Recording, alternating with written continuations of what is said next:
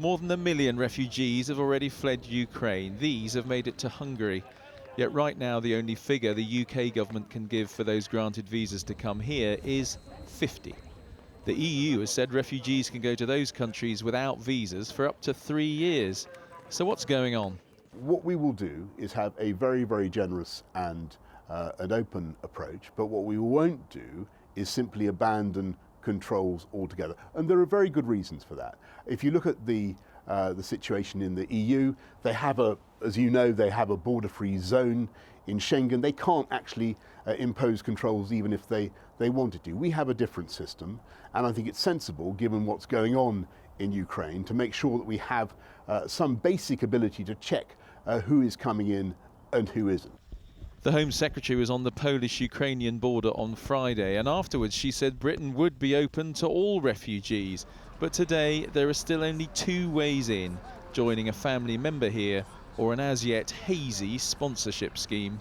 It's very important that we provide a route to sanctuary for those that are fleeing for their lives, and the Home Office is in a complete mess about this. They keep changing the rules. The stories of what's actually happening on the ground contradict what the Home Office say. They've got to sort this out. Today the Prime Minister hosted his counterparts from Canada and the Netherlands as Western governments tried to ratchet up economic sanctions. Britain has now brought sanctions against 13 rich Russian oligarchs. One of them, Alisher Usmanov. His £450 million yacht is stuck in dock in Germany. It's the kind of asset that could be seized. But this lawyer and sanctions expert says Britain should have moved faster.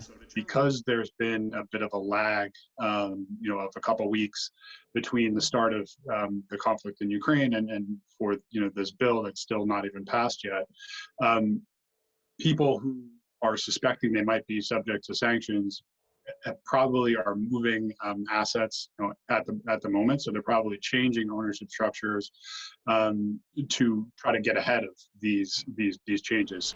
While the super rich wait to find out how this crisis will affect them, those who have lost everything must now rely on the generosity of neighbouring countries, as here in Romania, and of those countries further afield, such as Britain.